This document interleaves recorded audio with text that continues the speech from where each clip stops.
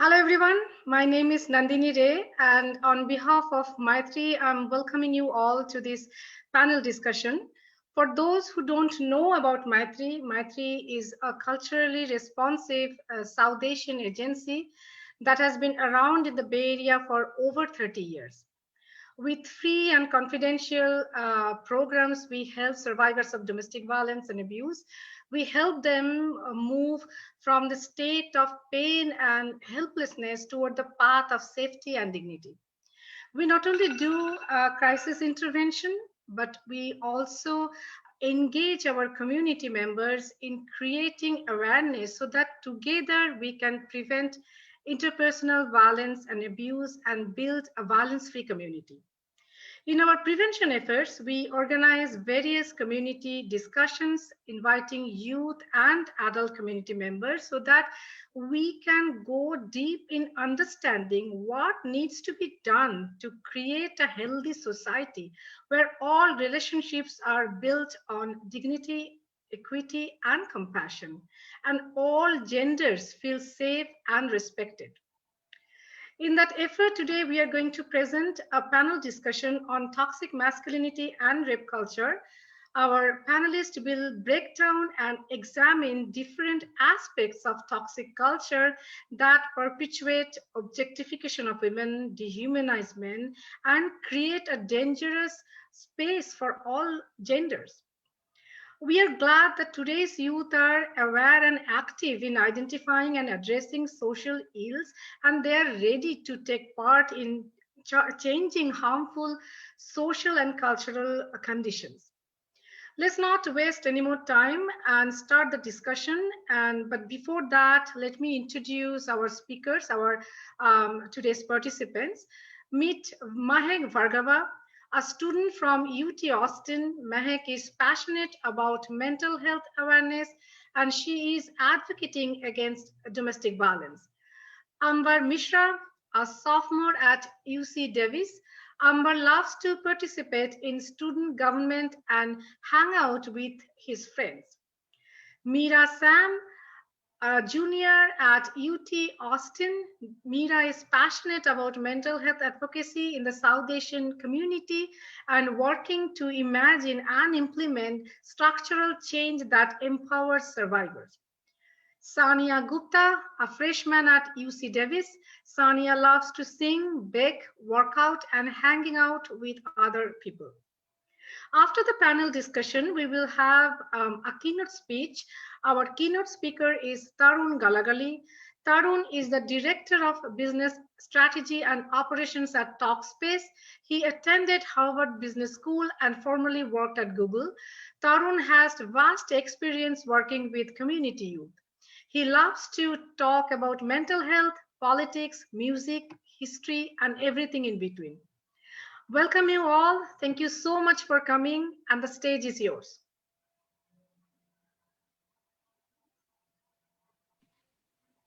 Hi, everyone.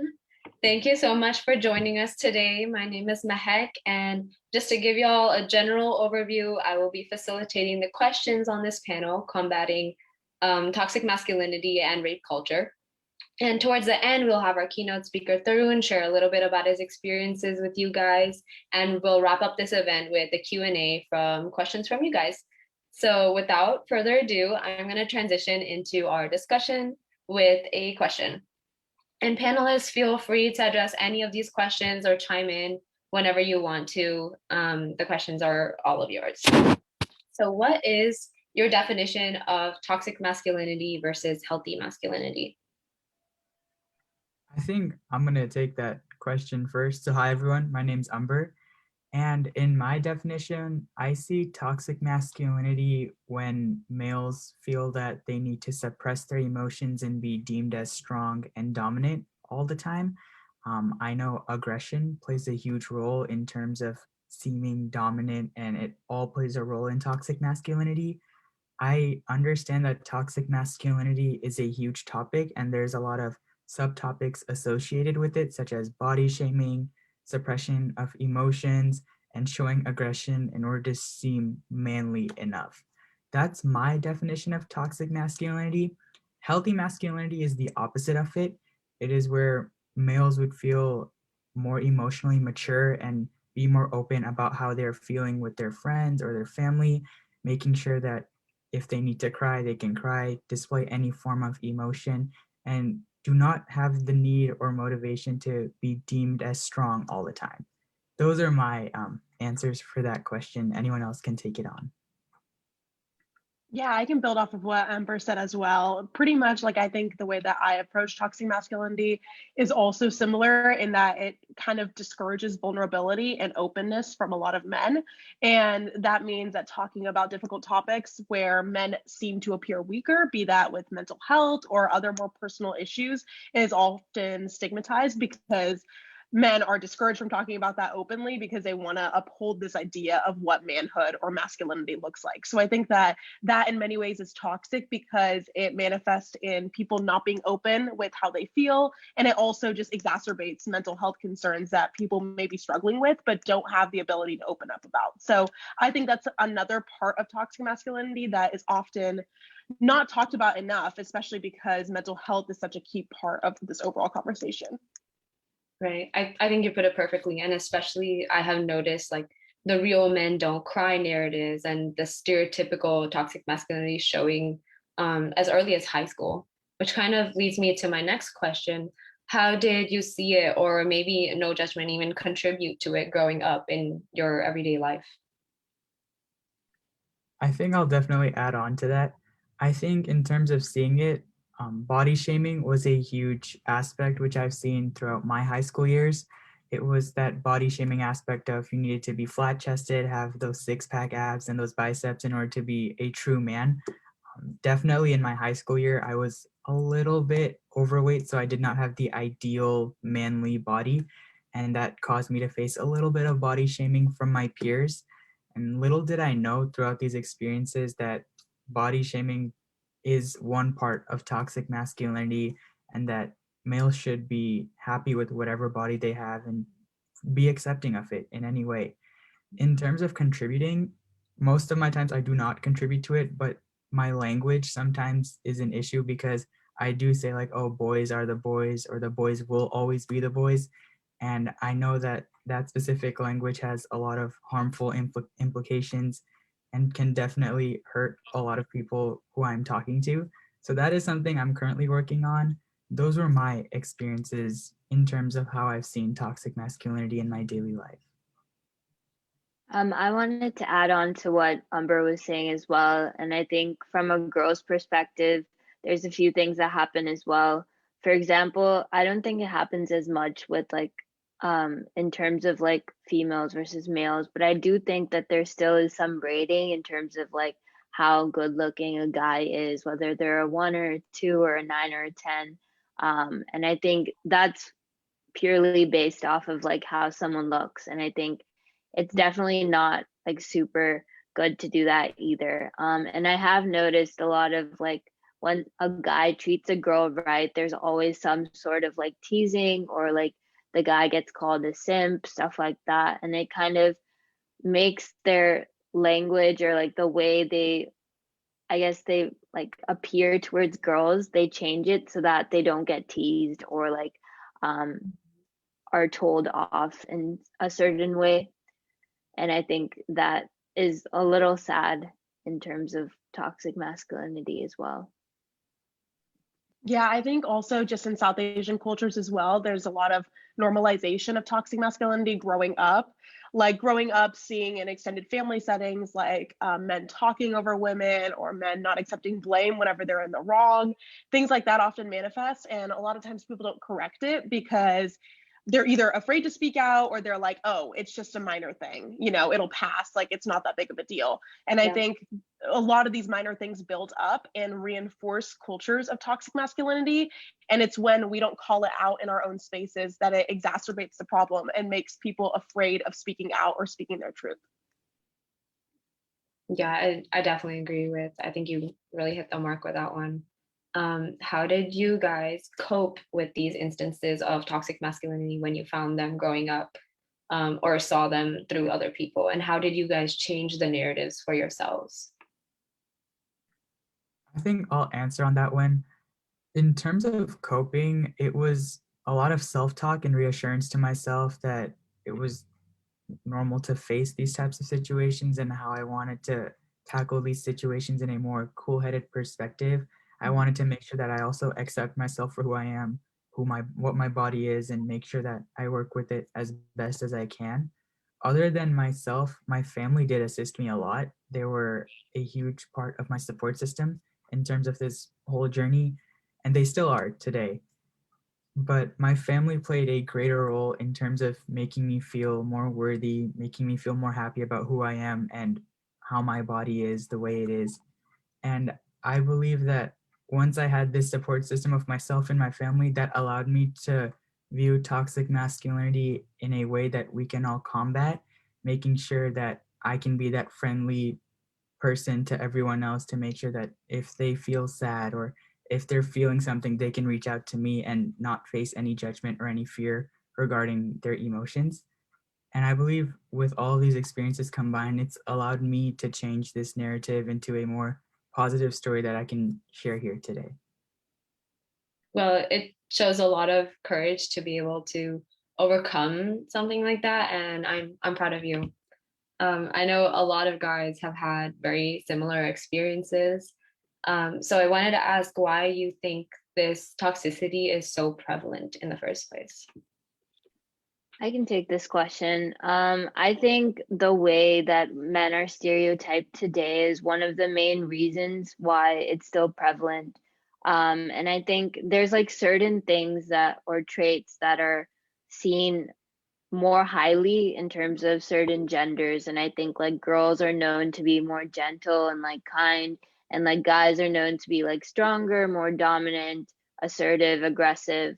And I think that because they've been told since a young age to be a certain way, that they can't really get away from the way that they've been told to grow up.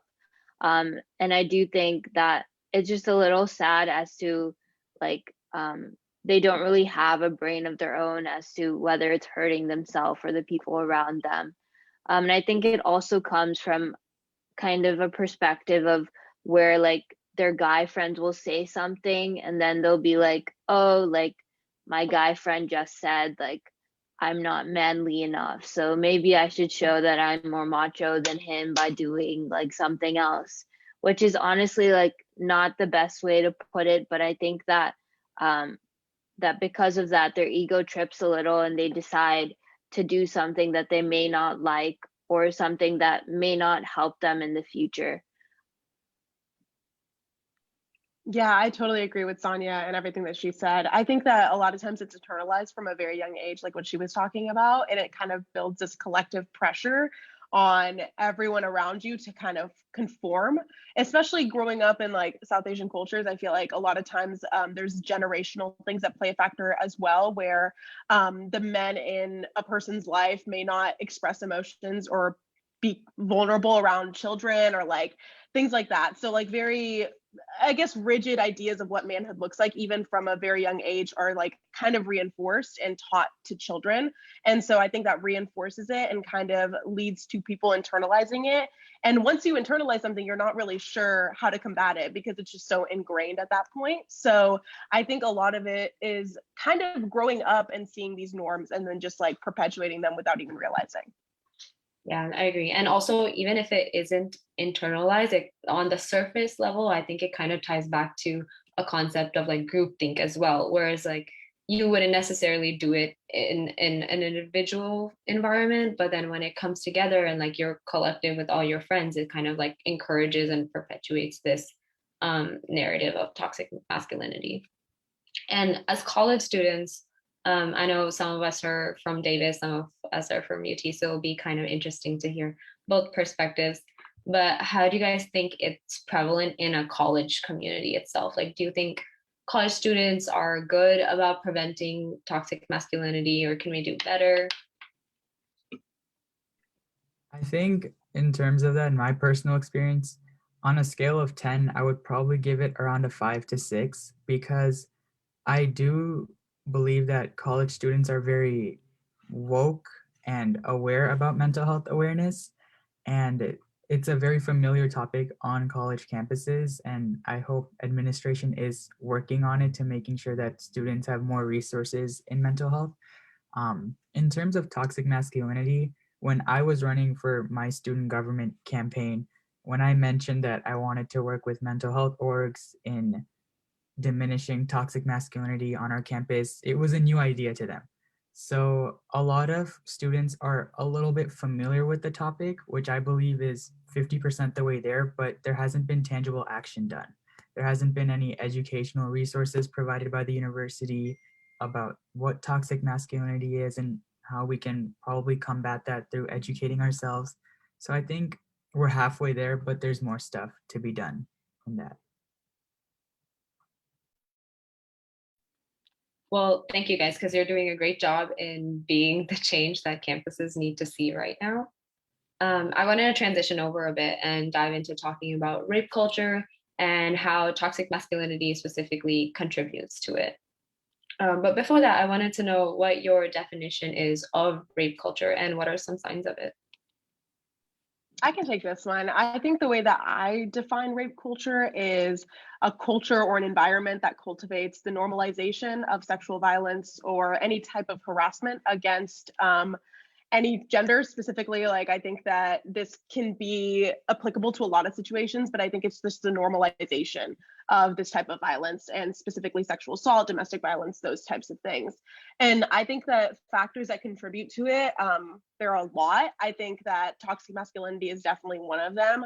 I think victim blaming also is a large factor into all of this, because like when survivors are victims of assault, a lot of them are afraid of speaking out because they're discredited, they're viewed as not legitimate. And I think this culture of victim blaming enables this type of rape culture as well. I think a lack of infrastructure in terms of support for survivors also enables rape culture, because once someone is assaulted, they don't know where to turn, they don't know what resources are available to them, making them even more hesitant about speaking out. So I think those are just a couple of factors that come to my mind whenever I think of factors that enable or perpetuate rape culture. I couldn't have said it better myself. And I also want to stress again that one common misconception with rape culture is that it's just involving cases of rape and assault, but that's really just the starting point. Like, there's so much that goes behind the scenes that contributes to this mentality of harassment and negligence. And every single one of those microaggressions or instances of catcalling or sexism is really what contributes and like makes up this whole bubble of rape culture. So I want to circle back to toxic masculinity for a second and ask how that in specific plays a role in rape culture. I can take this question. I personally think that toxic masculinity and rape culture go pretty hand in hand. And I think in order for us to eradicate rape culture or sexual violence, we need to change the way that guys think in terms of like how they act or behave when it comes to a girl versus a guy. And I think that this, like, there's, for example, there's like many examples, but one example I can think of is like when like they're at like a party or anything, and there's some sort of like, I guess like an ego trip where like their friend will be like, hey, like, you're not acting like this, or like you are like, you're like off or something like that, or like simp or something like that. What necessarily happens is the guy kind of thinks that what he has to do in order to show his dominance or kind of show that he is manly enough is kind of prove that. And when they prove it, they necessarily don't prove it in the most correct way possible. And when they're doing the deed that they end up doing, sometimes it ends up hurting the other gender as well. And I know that this goes both ways in terms of rape culture, but I think we are definitely highlighting one way right now. But I think that it definitely it comes down to kind of where it also comes to peer pressure and stuff like that as well, and aggression, and kind of where that goes. this question is for all of you.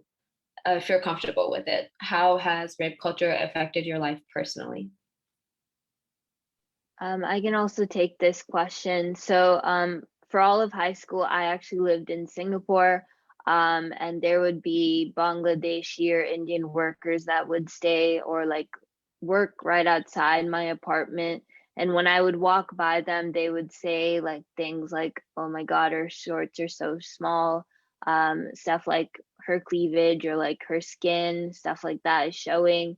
They would like catcall me, they would whistle, stuff that generally is not like as severe when it comes like as like like assault or like actually rape, but definitely still something that is considered um, rape culture in one way or another.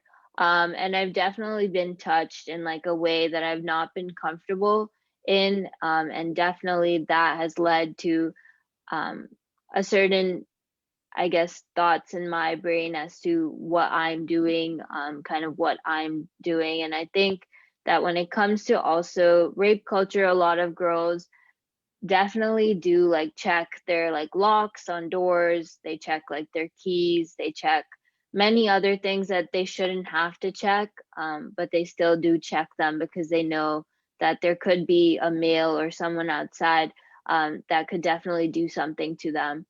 And I think recently there was also an outbreak where we heard about like the UK girl, and the 97% of people who like live have some sort of encounter with rape culture, sexual harassment as well. And so I think that even if it's not only me that's I guess affected by rape culture, it's definitely many other people as well. Yeah, I think building off of what Sonia was talking about, I think that encounters and just experiences with rape culture don't necessarily have to be, oh, like I was catcalled, I was harassed, or even just like a victim, like a survivor of assault. I think that a lot of it can just be as common as, you know, checking the locks on your doors constantly, and like when you get into a parking garage you like look frantically behind you because you don't know what's going to happen, or even something like, I think, blaming yourself whenever instances of harassment may happen, because I think a lot of times as women, we oftentimes blame ourselves because the narrative is so common that it's our fault, it's what you're wearing. And so there have been instances of like catcalling. I'm like, oh, maybe it's because my top is too short, or maybe it's because I'm wearing shorts, maybe I should cover up. And I think those types of things you wouldn't necessarily think as experiences with rape culture, but I think even the minor forms and the commonalities that you see on a daily basis is just as prevalent and as impactful as something that is more serious, or it's something that is viewed as more seriously. So I think that can also be construed as an experience of rape culture. Yeah, definitely agree. And it's so unfortunate, and like a sad reality that so many people have had some kind of encounter with rape culture. And even in specific in college campuses, like it's such a huge topic that is still like, it has yet to be addressed in most places. Do you guys think your college campus is doing a good job about being proactive about eliminating rape culture? I can take this one. I think that a lot of strides have definitely been made in terms of Title IX and survivor resources, at least on my campus. And I think of around campuses around the country, especially in terms of making sure that we're not only telling people what consent looks like, but also having processes that support survivors of sexual assault or people who have encounters with it. And so I think that that type of infrastructure is definitely available at my university. And so those types of safety measures are definitely great to see. However, I think progress can still be made. I know, speaking from my experiences as a UT student, I think a lot of times administration can provide us resources, but also be a little bit hypocritical by protecting abusers and protecting perpetuators of sexual violence. For example, having faculty that's still hired even after massive like accusations of sexual assault that have been launched against them, and calls from students to have them deplatformed or having their job taken away. I think the fact that they're still hiring them and they're still protecting their position is very evident of the fact that a lot of administration is not really responding to calls from survivors and just the general student body. So I think that is definitely like a point of improvement that definitely needs to be taken on, because universities, if they want to eliminate rape culture, cannot protect abusers. And so I think that level of accountability still needs to be there. But that's not taking away from all the progress that's definitely been made. I just think that it needs to go hand in hand. You need to criticize where it needs to be criticized and acknowledge where progress has been made. I definitely agree with everything Mira has just said. But I do think we should highlight like also the good things that they've been doing. And I think two of them could start with. One of them is called Safe Ride, which is when if you have like an issue or it's like late at night, you can call or like book a vehicle to bring you from one place to another. And I think that definitely helps, because if, like, for example, someone's alone and they don't feel safe, they can call Safe Ride, and Safe Ride will come and pick them up and drop them right outside where they're supposed to be, which definitely prevents like any sort of thing that may happen. The second thing, I don't remember what it's exactly called, but it's a blue tower they have at UC Davis, where it like blinks bright blue, like really neon blue. And if you're having an issue, they're all over campus, and you can press a button which will first open a camera, and so they can see what's happening or why you called, and then it'll bring the policeman, and the policeman can talk to you and basically do anything for you, and they can even come if you really need that sort of help. But I do think and agree with Mira in the sense that even though there are some things that they're doing, it's definitely the bare minimum right now. And I think that if they can fix that, it would definitely help even like victims of sexual assault or rape culture. But I think at least they are taking some steps, and they don't have absolutely nothing. Yeah, I agree. And I also want to add in that there is this gap between a process of like when you have felt uncomfortable and you want to report it, and things being done about it, because there's also like a period of like victim blaming, and it's just a lengthy process. And I've heard it personally from my friends who've had to go through it, that it's just it's not worth it, or they think that it's not worth it at the end because it's just taken so much energy out of them. And I think that's something that colleges specifically should address, not even like just at our campuses, but just everywhere. And I know that this discussion was kind of like more of a institutional level, but I want to kind of make that as at an individual level and ask how college students can promote healthy masculinity, first of all. I think personally, I believe that taking the step within your own friend group would help a lot. Just making sure that you call, like as a male myself, I would call one of my boys out if they're being disrespectful towards someone in a sexist manner, or just making sure that, as I said before, making sure that you're there for people. But it really starts within you. And once you make that change within yourself, you can create that ambient environment which allows people to feel more comfortable and feel more like themselves. Yeah, I totally agree. I think that collective accountability can't really happen unless you really start it in your own spaces and personal life. And so I think calling out other people for perpetuating bad behavior or perpetuating toxic structures, but also a willingness to like be self-aware and call yourself out whenever you're perpetuating these things as well is also very important. Because I think that a lot of times when you internalize a lot of these norms, you're not comfortably being called out, and that can lead you to be defensive or not really recognize your own fault. But I think being aware of these issues is as important as checking yourself whenever you're in the wrong, and just acknowledging perhaps the harm that you've caused by perpetuating this type of toxic masculinity or rape culture. So yeah, I totally agree with Amber. Yeah, the accountability is such a huge aspect of it. And like the first thing you should do is be able to hold yourself accountable. So I definitely agree. Kind of the same question, but with rape culture. How do you guys think it be monitored and combated at a more individual level? I can start with this question. I definitely think that awareness is definitely needed because I think that, as I think Mehek said, that a lot of people think that rape culture is just sexual assaults, sexual harassment, or rape, when it's really much more than that. And a lot of people just don't realize that. And because they don't realize that, they tend to do certain behaviors, and then they realize later that that may have been like rape culture or something that they shouldn't have done. Also, I think also has to do with, as we said, with toxic masculinity, also calling your friends out or calling people you know out when they do a certain thing that may be considered rape culture or something that could be considered, I guess, taboo in that sense.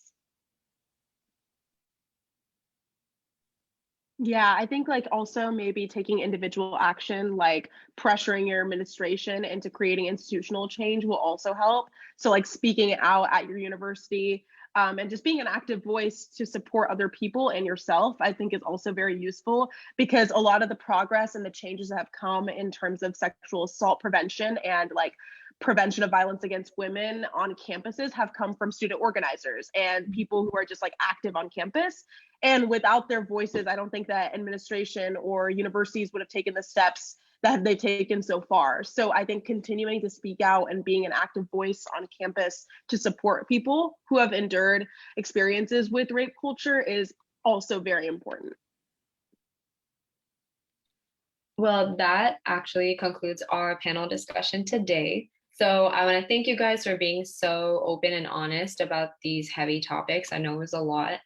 And audience, if you have any questions or comments about the topics during the panel, feel free to throw them into the Q&A box, and our amazing panelists will do their best to answer them towards the end of the discussion. So I want to pause right here and put out a really quick feedback survey. I would really appreciate it if our guests today can fill it out. It will only take a couple seconds, and it would really help us out in putting on more events like these in the future, if you like them, or even improve on them the best that we can. So I am going to turn off my camera and give you guys a couple minutes for that. See you guys very soon.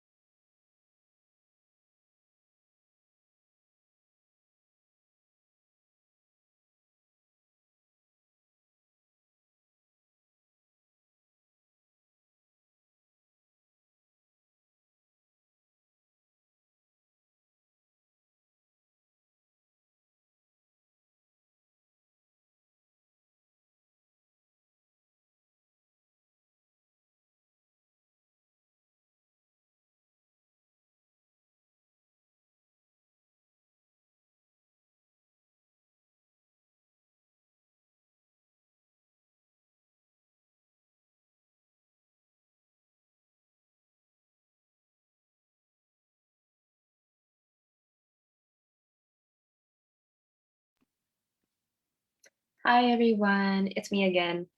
I hope everyone got a chance to fill out that survey, and if not, I will drop the link in the chat one more time towards the end of the event.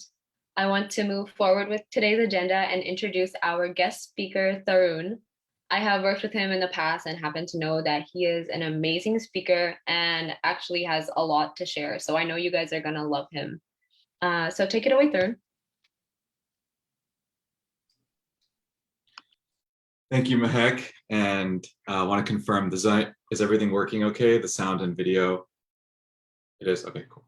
Let me just start by thanking you, thanking Umber, thanking Mira, thanking Sonia, of course, Damini and Nandini for this opportunity. I feel like first things first, the amount of effort that you all are putting in at this age and just the generational change that I'm seeing is a big reason why I'm doing this today.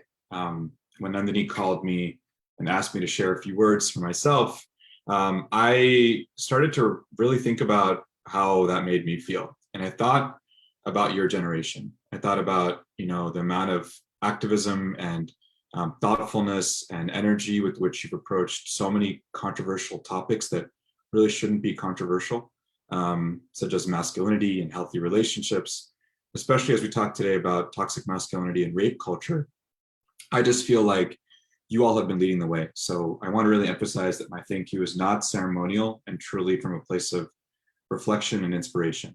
I also want to say that when Nandini called me and asked me to do this, I really thought about why I felt nervous. And I think some of it came from a place of imposter syndrome, which is the sense that you're not the right person to speak about this. And as I reflect on the effects of toxic masculinity and the instances in which I've seen, perhaps participated in rape culture, I think a lot about whether I am good enough. Am I the right person to even share a few words? Is this my space? And I look at Umber, I'm going to call him out specifically. And I look at this kid who is a young boy who's talking about ways in which he's participated in it in a very, maybe in his own ways in his life. And I think if Umber can do it, then I can.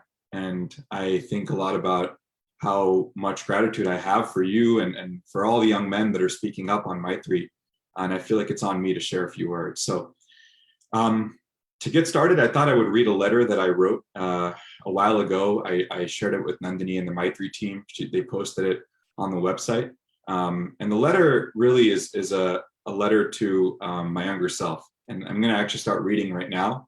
I hope that's okay. I'm obviously happy to reflect back and answer any questions at the end. So 2 years ago at an event organized by a high school student group that I supervised, I gave a speech about toxic masculinity to a small audience in a library, a Maitri generated audience. My mother and my partner were both in the audience. And as I finished, I looked up at the two of them and I smiled. Later that night, I shared the piece with a few friends over email. I gave a speech that followed the form of a letter to my younger self, written by an imaginary older brother. I moved to this country when I was 5 years old, and I didn't know it until I would eventually read Harry Potter, but I always wanted a character like Sirius Black in my life, someone who could shepherd me through the world of adulthood. And so I created this character, an imaginary, omniscient older brother who could reflect back to me on what he had learned. And that character is who you'll hear from in a minute. He'll still be someone who speaks of experiences, some real, some imagined, some mine, some others. And as I process the ways in which COVID and the world in which right now impacts families who feel unsafe at home, I really do feel it's important to publish the speech, which is why I shared it externally. And today I'm going to read it because I believe our generation of men and the ones that follow have the power to change course. We do not need to accept baggage that we were born with. We can introspect with clarity and compassion so that future generations don't have to trip over our wreckage, because then and only then will we begin the healing. So follows the letter. My dearest younger brother, welcome to America. Before your first day of elementary school, I want to tell you things about this new life as it relates to growing up as a man. You also may not understand, you may not understand much of this letter right now, but I thought I would write out everything so that when you read it, it'll all make sense. And I hope it makes more and more sense every time you do. First things first, you're going to your first day at school, and you'll learn a bunch of new things and make all kinds of new friends. That's pretty exciting. There's a kid in your class who will befriend you quickly. At recess, he'll ask you and the other Indian kid in your room to go to the water fountain and spit on girls. Don't follow him. He's going to get you in trouble, and it won't be worth it. A couple years later, you'll find your place at recess on the basketball court. It'll be you, a bunch of other boys, and this girl named Fiona. She'll be better than most of the other guys on the court, but she'll be the only one with a pigtail. Other guys and girls will call her a tomboy, and she'll start identifying as that. You don't need to do anything or say anything special. Just remember that she's cool just the way she is. When you go to India over the summer, you'll hear your extended family talk about how smart your dad is. He works at NASA and does things on a computer at home that you don't really understand. He may also like to read more than he likes to talk, but don't take his silence for his absence. He lives his whole life for you.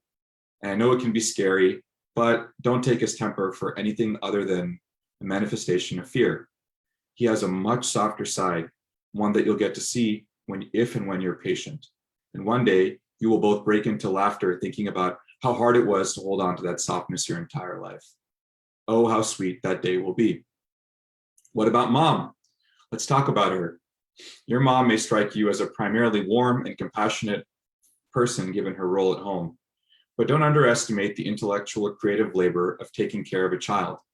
She's putting in more structure into your upbringing than the best product manager could ever do into a launch. She has a PhD in emotional intelligence from the hardest sort of EQ graduate school, the contours of a complex joint family in India. One day, when you'll get to be on a political campaign and you'll find it's very natural for you to navigate complex emotional environments, you'll know where this comes from. In fourth grade, you'll hear the word sex. It's an activity that boys and girls engage in when they grow up, apparently. Your friend Mark will tell you that he's been thinking about it in relation to Peggy. He'll make a comment about seeing Peggy naked, and you won't be sure what to say. You'll go home and look it up on your dad's computer, and it will not be pleasant to get caught for this. It's okay. You are not a bad kid for being curious about your body or what someone else said about sex. Sex is something that people are afraid of talking about across culture and context, but you and I can talk about it. We will talk about it. There's no shame. Speaking of, in sixth grade, a friend of yours will tell you about a word called masturbation. It turns out that all these years when you touched your body and found a place of pleasure, you were not the only one. I know you've been convinced that there was something wrong with you, but this is a beautiful day because you aren't unusual. Even if you have to hide it from your parents, even if you have to hide it from the world, it's not something you need to hide from yourself. It's natural to be private, of course, but don't confuse privacy with shame. Fast forward to eighth grade, you will spurt up a few inches and join a crowd of much bigger kids, some of whom will use words that alarm you. For starters, your friend Steve will use the word gay and faggot to describe others, especially men who exude any sort of weakness. You may be immune to this at first because you have the gift of height and you enjoy traditionally masculine things like sports and hip hop. But don't let those things get in the way of truth. These slurs are based in fear, a fear specifically of homosexuality. And repeating those bad words out loud hurts classmates of yours, some of whom may find attraction in people of their own gender. Do you remember how scary it felt to keep a secret to yourself that you felt ashamed of? Imagine for a moment how they feel. Tell Steve how you see those things. And if he doesn't get it, move forward. Don't base your self-esteem in ideas or people who propagate things that are baseless and hurtful to others. It's an awful foundation for self-worth. You do not need their approval. Your masculinity at 17 will begin to feel healthy, just like the rest of your life. You'll have a few awesome female best friends who make you feel more in touch with your emotional side. But don't get complacent. Don't let that feeling of I'm an emotionally expressive man, quote, prevent you from fully seeing the ways in which women aren't treated the same as men. Patriarchy, as you'll soon start to see, is everywhere. It's there on your trips to India when the women serve the men first and are always the last to eat. It's there in your Java class where there's 30 people, 27 of which are men, 3 of whom are women. It is there everywhere. At 18, you'll head to college. Don't fall into the trap of thinking that just because you're at a prestigious university, that the morals or social norms have caught up.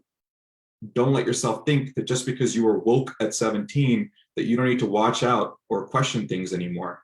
Question everything, even and especially your own behavior, The people you began to look up to at first in a rather strange reversion will tease men that are outwardly emotional.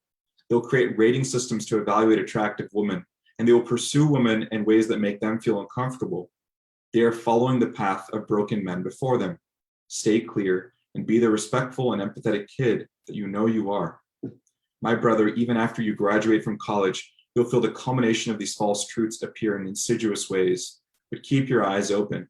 And just remember that these false truths were written by men who did not have the courage to introspect. But luckily for you, there are plenty of men and boys who have that courage. Learn from them, befriend them, and lucky for you, you will be coming of age during the Me Too movement when women will speak their truth from a place of deep courage. Listen to them, learn from them, and be inspired. Because in your own small way, when you have a chance to rewrite some of those broken rules of being a man, you will use their inspiration to start the real work that comes from looking within. You will let the pain that you feel become a source of deep activism and creativity. You'll start bands with your friends and have conversations about what it means to assume accountability. You will speak the lessons you've absorbed with conviction to the next generation. And when you get a chance to take a more public stand, even when it makes you nervous, even when it makes you afraid, you will not shy away. This is the work that legends are made of, and you are one of those legends, a lovable little legend for now. So go back to recess and let yourself laugh. Let yourself feel calm, knowing that I've got your back through it all. And remember to follow through on your jump shot. You start doing that now, and before you know it, hit 3-pointers when they count. With love, your dearest older brother. I want to pause for a second and just say that that speech is a reflection of something that I've been thinking for several years. But honestly, again, I think Maitri and the work you guys have all done have inspired me to share this out loud. I don't want to let that speech be something that prevents me from talking more directly about the topic here at hand. And I guess I want to say that I believe toxic masculinity is like tap water. It is almost unavoidable that men and young men and older men drink it. And it's not our fault that that water has toxicity to it, but we can build a filter. And I believe that our filter comes with introspection, not just from people who perhaps have behaved egregiously in ways that are hard for us to stomach, but in ways that even feel things that are casual, things that feel normal, things that we kind of grew up with. The more and more we can spotlight those things, the more and more our filter will begin to spread the germs apart and help us drink a better kind of water. I believe that this next generation has the power to help heal a lot of the traumas and wounds that came before and after them. And I believe that we must inspire accountability in men, of course, to face not just each other, but to face themselves, to ask themselves when they could have behaved better. And I believe that's on me just as much as it is on other folks that I call out or I reflect and I see on. And so I believe that, you know, the work Maitri has been doing, the work that honestly a lot of these young leaders have been doing is inspiring me to be a better man and to treat myself and treat other men and treat my partner and treat people I know in the world with a deeper sense of reverence and respect. I think that if we start to do that slowly, we'll be able to move the forces of our society in a better direction. So I guess I want to stop there and say thank you, because I feel a lot less nervous now, feel a little bit calmer and more assured that my voice was worth sharing. And to any men that are watching, I just want to say that we often hear that democracy is not a spectator sport. People often say that we need to vote, we need to get out there, we need to mobilize. I think preventing or fighting or reflecting on rape culture or toxic masculinity is also not a spectator sport. And it is on you more so than anyone else to think about how you can change your community, yourself, your family, and know that there's a lot of other people who are in the process of doing that. So you are not alone. So I'm going to put all those things out there and say thank you once again to Nandini for her consistent persistence and making sure that we all say the words out loud that need to be said. And of course, to all the other co-organizers of the event. So thank you. I know I'm ending a little early. I just want to make sure there's space for Q&A.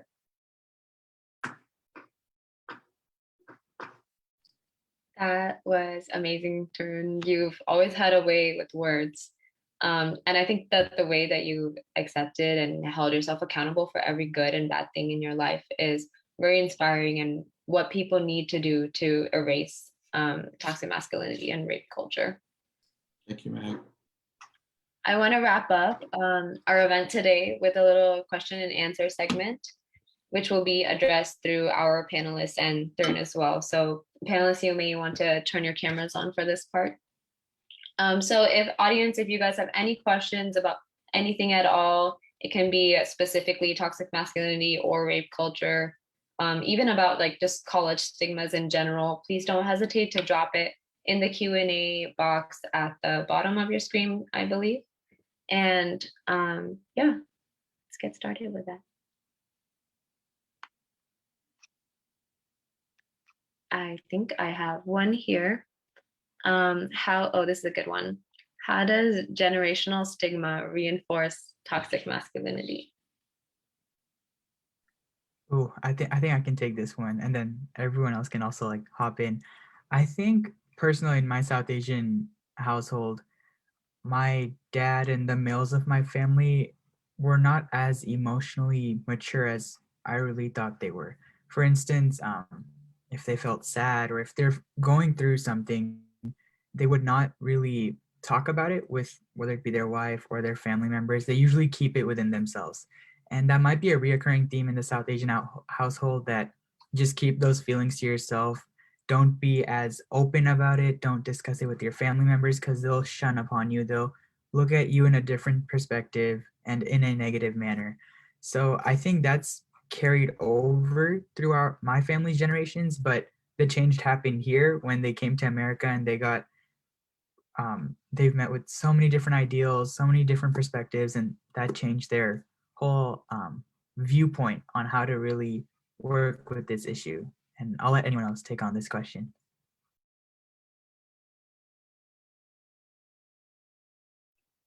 I can also speak to this a little. I think in terms of toxic masculinity, when it comes to generations, as Umber said, in South Asian families, I think that a lot of males tend to be more aggressive or like speak a certain way when it comes to like in terms of talking with their other like their fiance or the girls or stuff like that.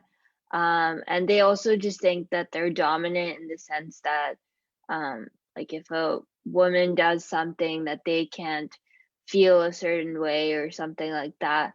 And I think that's definitely highlighted in my family as well. Yeah, building off of that, I think Thurman actually talked about this in, I think, the letter that he wrote, which was like the women being served last and like serving the males first. I think those types of minor cultural occurrences that happen throughout childhood, we didn't really view it as toxic masculinity at the time, but I think these minor things that we didn't view as that important all culminate into this major kind of structure that is very harmful. And so I think a lot of the things you see growing up, be that in like cultural practices or things that are deemed cultural practices but aren't really reinforced by anything, I think it really just reinforces a culture of toxic masculinity rather than actual meaningful tradition.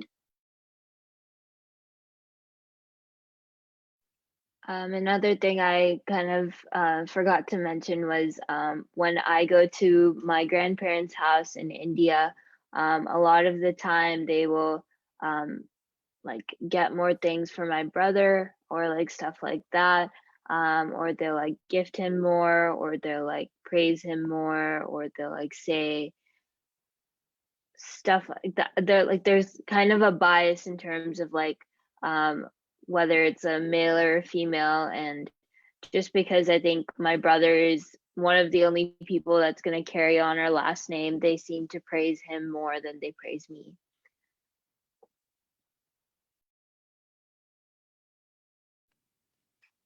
We have a couple other ones as well. Speaking of the gender-based roles and the evident bias, how do you challenge them in your families or networks? I think what works for me is challenging them first in yourself. and acknowledging, a level of humility in the conversation, and especially for men out there who are willing and able to call out what they see as wrong in others. A really healthy way of beginning that conversation is not portraying them as black and white and portraying them as evil or as unforgivable, but portraying them as some people who are capable of change, much like yourself, and sharing them an anecdote with them around a time in which you felt like you behaved uncomfortably, or you felt like you perpetuated something. And in acknowledging that, you immediately dismiss the sense that you think you're better than everyone. And I found that helps me at least feel more comfortable in the voice that I need to have when I'm confronting something that's ugly in my family or my network. I really do believe that it begins with ourselves, and some of that is easier to do. And I guess if you feel like maybe that doesn't apply to you as much, maybe you feel a little immune to that, or maybe you're a woman, or your experience hasn't been in contributing to it, perhaps a really healthy way of going about it is to approach the conversation, as difficult as it might be, with a place of compassion and trusting that they will get to the answer that you have in your mind, and assuming that they will get there through conversation. So I feel like that it's a little bit of an audacity thing. We have to have the sense that I don't have evidence right now that you will move forward on this conversation, but I believe that you can. And like, here's what we'll do together. I think there's a little bit of a tonal adjustment that helps me be effective. I agree. And I think something that you mentioned that kind of like resonates with me personally, if I want to be able to have a hard conversation with someone or just approach a hard topic, sometimes the easiest way to get them to open up or make themselves more vulnerable is just to make yourself more vulnerable and share maybe some anecdote that might help them see your perspective, and be like, hey, this is where I messed up and now I'm working on it. And then maybe they'll see like, maybe I should be doing something like that too. It's not, they don't see it as a bad thing to be making a mistake or messing up, but just an experience that you should be learning from. I have one. How do you see dads in South Asian communities being quiet and not openly communicating, contributing to toxic masculinity? I guess, how would you go around that, kind of similar to the question that was last posed? I think it's really difficult. Like talking to my dad about emotions and whatnot during my teenage years, of course, was a difficult task because we don't really talk about it as much. I know it was easier for me to approach my mom about it than my dad, even though now it's completely fine, thankfully. But yeah, it's just that it's hard to talk to my father at times, or even sometimes the males in my family, about like how they're feeling or how their mental health is, because in a South Asian household, in my perspective, it's not really talked about as much. Of course, now there's a little bit more awareness in India, maybe, but it's still contributed that you really keep those emotions to yourself, or if you're crying, like cry it out, but don't show it to everyone else. Don't cry in front of everyone else. It's a lot of stigmas like that that are still present in their mindset, but I think we can bring about that change in that way. Yeah, I totally agree. I think also there's just this ideal of the South Asian dad. Like for a lot of my early childhood, my dad almost was just like this, I don't know, like I had a standard of like what he was. And so like even things like vulnerability and things like that wasn't very common because he was always just like stable, always a rock, always very present and involved. And so anytime as I got older, whenever he would express like, that he's stressed or anxious about something, I would always welcome that because it almost felt like he was chipping away at the ideal of him that I had, and that he was like very much a real person, very much struggling with the same things that I was struggling with at the time. So yeah, I think that a lot of times they put up a facade in order to protect you or because they think it's like best for you. But a lot of times I think the closest I felt to my dad is whenever he's like openly sharing experiences or openly sharing his feelings. But this idea of like not properly communicating is not very normalized at a very young age. Like my dad would never express that he was feeling anxious to me when I was a child, but I think as I've gotten older, that's definitely more prevalent. I've noticed in general, there's also a trend of dads don't do positive reinforcement. So I like last week I shared something with him and he was like, I'm proud of you. And I was like in shock for like 5 minutes straight. And I was like, well, thank you. Also, I did have a question for you, Amber, because you had mentioned that your family was such a huge support system for you when you were going through things in high school related to toxic masculinity. And I wanted you to elaborate on how you got yourself comfortable with talking to them, or any words of advice you would have for someone else who's kind of going through something like that and wants to reach out to their parents or whoever they want to support them. Yeah, definitely. I think one thing to just start off, it's very difficult to really sit down with your parents and have that type of conversation. I think for me, it took a couple of months when just having dinner table conversations and trying to bring up the topic like, hey, mom, hey, dad, I'm not really feeling the best. And I know the typical response is, oh, just go for a walk. Oh, distract yourself with school or watch TV. But I think at times, like, I did feel sad in high school because of the whole academic pressure, social pressure, everything was weighing upon me. And I think the first time where I had a real meaningful conversation regarding that topic, I I just told them as plain as it was. I just had like a small brain dump of all my thoughts and my feelings. Like, hey, like in the morning, sometimes I cry because it's just very tough for me to be motivated. There's this pressure, there's that pressure. And for my parents, it was a little shocking, I would say, because they weren't as used to hearing this type of conversation from me. Because I did admit, like, as a younger age, I really kept feelings mostly to myself. I wasn't sensitive, but I really kept it to myself. So when I became a teenager, suddenly I'm outspoken and I'm really dumping all of my stress on my parents. They were really receptive, thankfully, but it took time to build up from you can just take a walk or distract yourself to like, okay, here's the issue. Maybe minimize the AP load. Let's spend more family time, spend time with your friends, but always update me on how you're feeling. And it took like, I would say, a full year to have that full transformation from the simple stuff to like the real concrete stuff.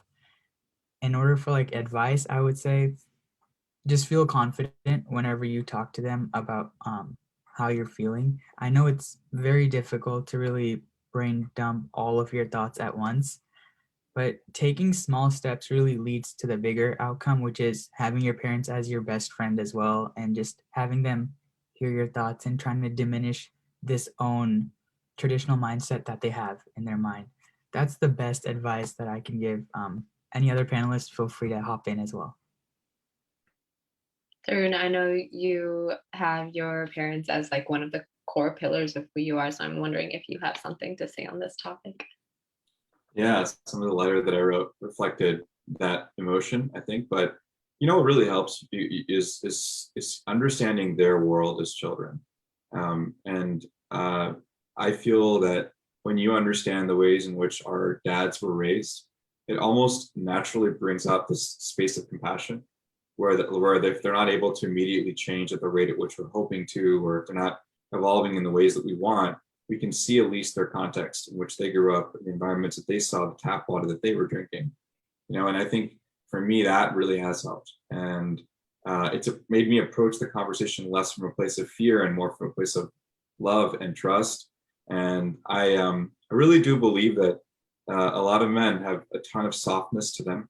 And Umber, I want to acknowledge the work you did. And I think it's just about spending time with your parents and seeing them as humans, and as flawed humans, not perfect humans, but as humans that were once kids, that once drank tap water that was probably in need of filtering, and that filtering is what we are giving them in many ways. If they've given us a lot of resources and education and tools for us to grow, perhaps this is a way of giving back a generational gift. So that's how I see it. See a lot of questions though in the chat. I want to make sure we get to them, so I'll pause. Yeah. What's a good way to pressure an organization or business or school to start acknowledging and educating about toxic masculinity?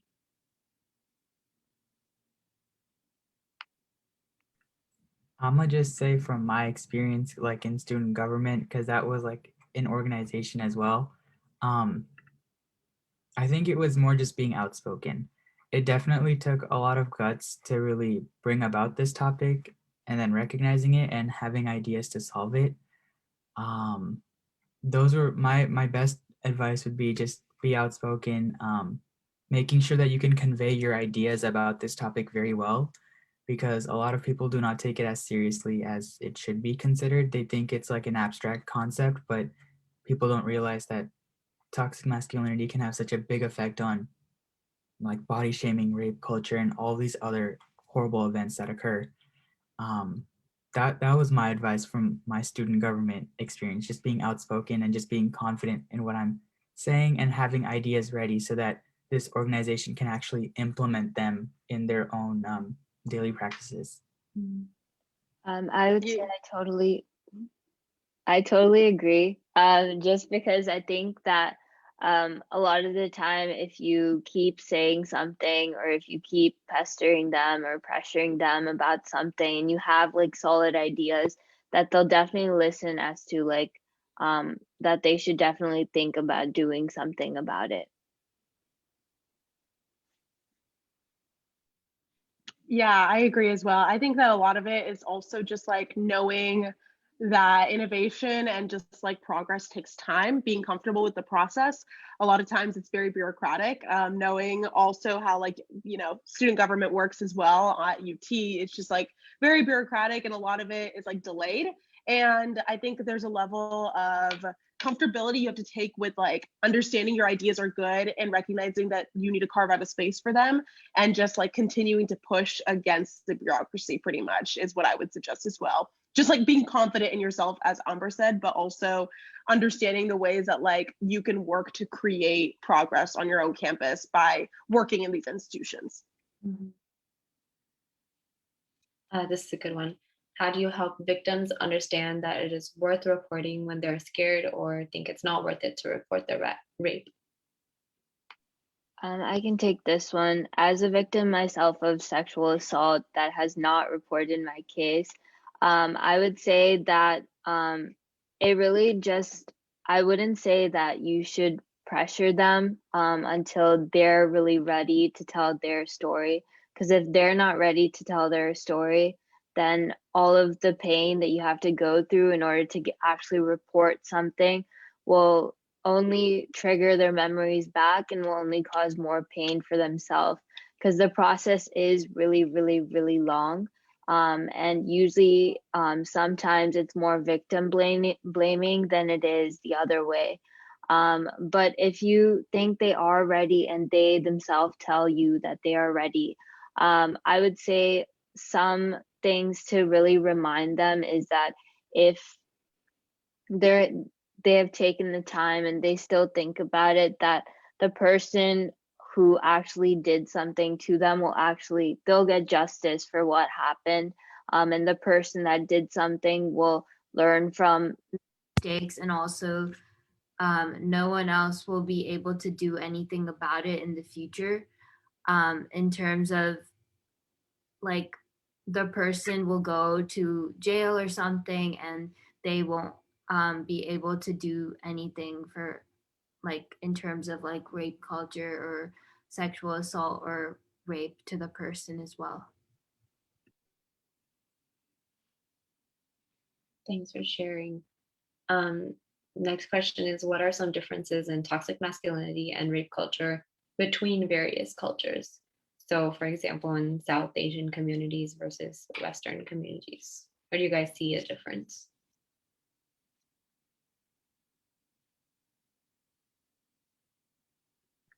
I think I'll probably briefly touch on this. I think the main difference between these two communities is that it's more talked about and there's a lot of more awareness in the Western communities in comparison to the South Asian um, community in general. And I think that's the main difference I can think of right now. It's just the awareness, but anyone else feel free to hop on. I think we've also referenced like the level of conservatism that happens within these topics as well, which is more prevalent in South Asian communities from what I know.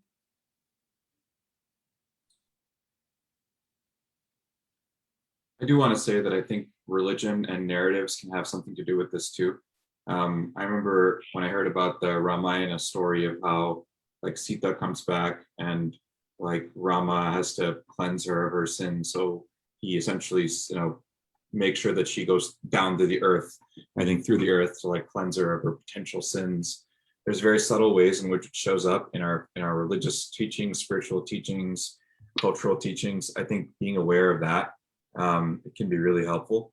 And what we often do is when it's coming from a cultural or spiritual leader, we round up aggressively.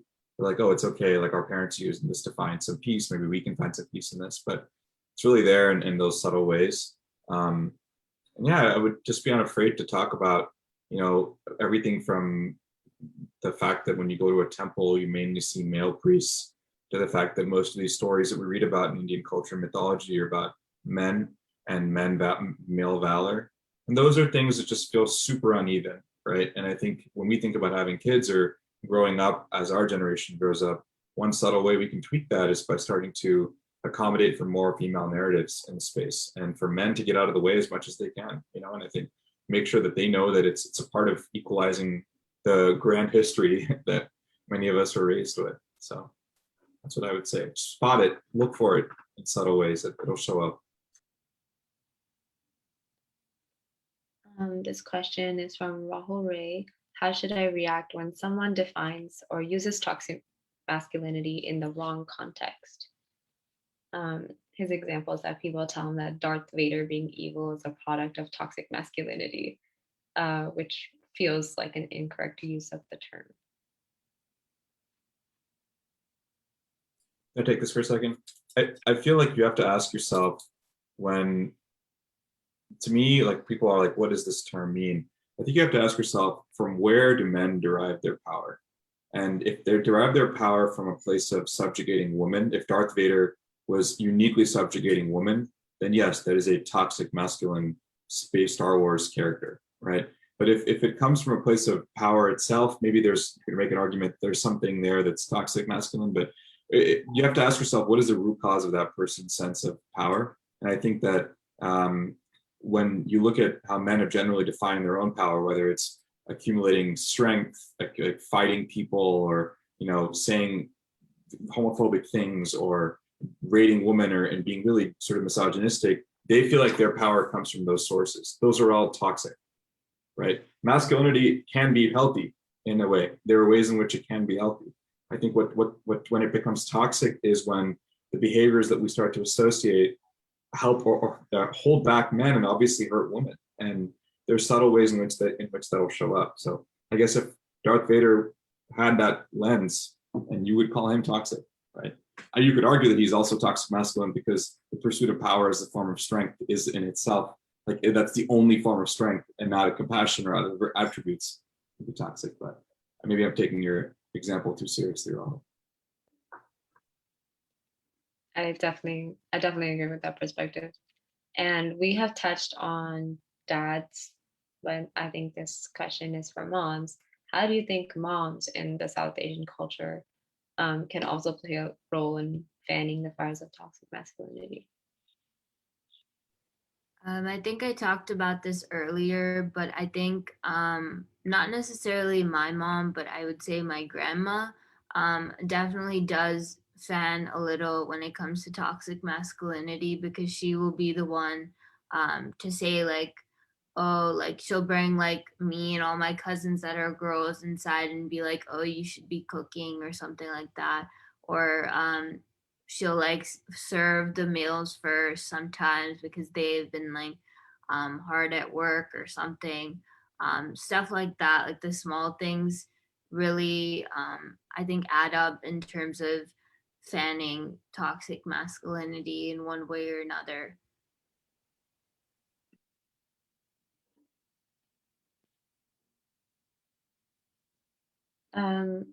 This is a good one. Do you feel that media contributes to a lot of rape culture and toxic masculinity? Yeah, I definitely think so. I think a lot of times it's very much starts at a young age, where you see stereotypical depictions of what a man looks, stereotypical depictions of what femininity looks like, and then you internalize that. Obviously, our generation, particularly growing up with social media and growing up with access to technology in ways other generations did not, I think particularly media plays an important role in our conceptions of rape culture and toxic masculinity. And then what we see around us only reinforces that even more. So I think a lot of times children, before they even develop an understanding of what gender really is, understand gender norms because of like media and what that really like portrays what femininity and masculinity looks like. So I definitely think for our generation particularly, it's particularly impactful, the ways that media and just social media as a whole just shapes how we view constructions of gender and rape culture and toxic masculinity. Yeah. I think I kind of want to add on to that. I agree with Mira, especially like when there's like in terms of like bodies, like it's that ideal male body of having that like buff six pack summer body, this and that. Like that can play a huge role in affecting people's like self-consciousness on whether they want to post their own body pics or not. So yeah, that's just a small thing I wanted to add to that, but definitely right on point. Yeah, I feel like there's two like narratives when it comes to social media. And at this point, like we've all addressed that it's such a powerful and influential tool, especially for the younger generations. But I think the bright side about it is also that it's so easy to be able to normalize things once people like catch on that wave. And I see a bunch of like body positive influencers now and body positive TikTokers. And I think like the amount of influence they have, like they can do a lot of good with little kids who look to media to see stereotypes or to see like what is my ideal or what should my role model be. What are some initiatives that can be presented with younger populations to cultivate masculinity, healthy masculinity from early ages? This isn't really an initiative, but I think the way you speak to your children when they're little really influences the way they take it in the future. And I know that a lot of males or like dads tend to say to their children, like, don't cry, like, wash it off, stuff like that. Like, stuff that you wouldn't think is like a big deal, but the way you talk really influences the way um, your children or the person um, may act in the future too.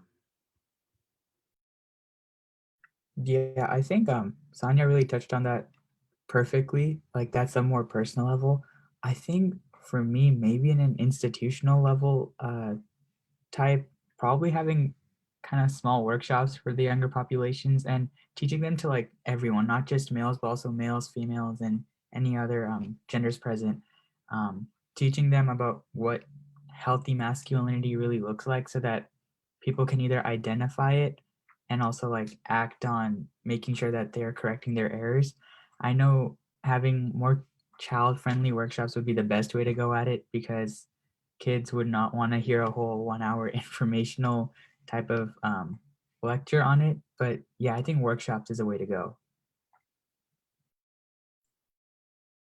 Also, making things a lot less stigmatized, talking about uncomfortable things. Like, how often did we hear topics around sex or consent or masturbation growing up? Those are probably words that would have gotten you in trouble, right? And I think when you think about changing the culture, it's about changing the culture not just around this topic, but around topics that are adjacent to this, because then this topic will become a lot more approachable. We have a couple more. This one's a little bit more abstract. Do you guys think rape culture can exist without toxic masculinity? I would say yes and no. I do think that toxic masculinity aggravates rape culture, but I do think that there's instances of people making poor decisions without there being toxic masculinity involved.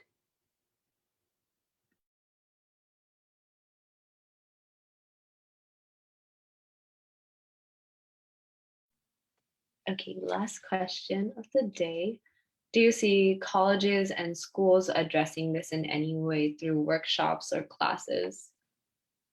I think I can actually start with answering this one because the only thing I remember at like an institutional level was when we entered as freshmen, we had to complete this like sexual harassment modules, which kind of like told us like what the definitions are and like how to combat it and how to be careful and be wary of it. But since then, I don't believe there has been anything like that where everyone has to be able, like everyone has to complete it to graduate or anything like that. Yeah, I think that similarly, that's really the only thing that I remember, like university wide, at least at UT. I know specifically at UT, a lot of the organizations do organization specific sexual harassment training. So, like, once a semester for my orgs, like a Title IX coordinator comes in and speaks to us about what consent is, how to report a Title IX violation. But that's really a limited group of students. So, if you're not really involved in a student organization that regularly does that, I don't think it's as common. So, having these regular workshops is actually a great idea to make sure that people understand what consent is and how they can go about the Title IX process. At UC Davis, part of orientation actually comes to rape culture, sexual harassment, and that sort of thing. But I do know that a lot of people honestly weren't listening, stuff like that during that segment, because also mine was virtual. But I do think that there is a slight some workshops, I guess, but there's definitely not enough. We actually have one. Sorry, Amber, go ahead. You're all good. I'm just saying that I also want to make sure that colleges do host more workshops on this topic and make sure it's more accessible to students. That's all. We have one more comment, I guess, or question. What are the last words all panelists would share in closing? So just a recap / message to the community. If you could take our words and do some good with it, we would really appreciate it in some way, because we are trying to make a change. And if you could help us make a change, it would be super heartwarming for us and just incredible. Yeah, building off of that, we're by no means experts on this topic, and a lot of the action that we've talked about has to come on an individual or personal basis. So we hope that like the awareness we've raised about this is something that you can apply in your own circles and just like promote more awareness about these issues in ways that are meaningful to you. So yeah. Yeah, I think my closing statement would be really close to what Sonia and Mira said. Please make sure to have an open-minded perspective and remember to just educate others whenever you can. That's all. I would first of all thank you all. So everything you're saying just really energizes me.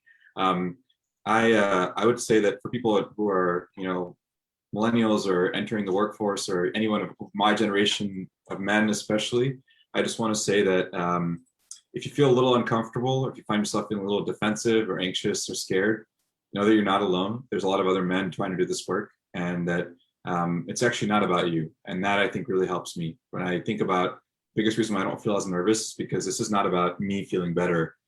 It's about me realizing this issue is going to persist if I don't say anything. And so I think if you are a man, you're wondering what your role is in all this, it's to reflect within and to think deeply about the ways in which, again, I keep using this tap water example, the ways in which this tap water has played out in your life.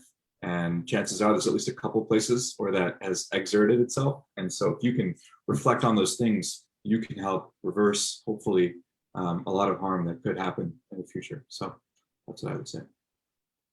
Yeah, I just want to add on to that. It's really important. Self-reflection is a very, very powerful tool. And I think that if you can hold yourself accountable for your own actions, that in itself is such a big deal. And I actually learned this from Tarun, but when I had any like internal conflict, I learned to always ask myself why. And if you ask yourself why 5 times, eventually you'll get to the core reason on what it is your actual issue is. Maybe it's not even what you were previously thinking, and maybe it leads you down another road. But at the end, you know yourself better, and so you can explain yourself better and try to find a solution. And I think that is all the time that we have today for questions, but I want to thank you all so much for coming to this event, and our panelists and speakers as well. Thank you for speaking, and thanks to the audience for hearing what we have to say. I hope everyone learned something new today, and I hope this event was very helpful. So please don't hesitate to reach out to us. You can find me on LinkedIn or through Maitri as well. And I am going to hand it over to Mrs. Ray now. Thank you, Mahek. Wow, what an energizing and great discussion we had just witnessed. Feeling so hopeful and emotional. On behalf of Maitri, I'm offering our heartfelt gratitude to all the speakers for sharing their experiences, vulnerability, and hope with us. I'm sure all the event attendees enjoyed this discussion. And thank you so much, everyone, for attending this event on a weekend. And we are hopeful that with this support, we will be presenting many more such discussions. Today, let's all of us commit to take part in ending toxic masculinity and rape culture. Please keep in touch with us, keep in touch with Maitri. Please follow Maitri Bay Area Facebook page, LinkedIn, and Instagram page to get notification about our community events, about this kind of discussion we're having, to know significant news about Maitri and what is happening in the advocacy field and how you can help. Before I sign off, I want to give a shout out to our amazing team who worked behind the scene to make this event successful and flawless. Thank you, Daman Tivana, Mahek Bhargava, and Ambar Mishra. Thank you all for attending. Bye for now, and we will meet again. Thank you.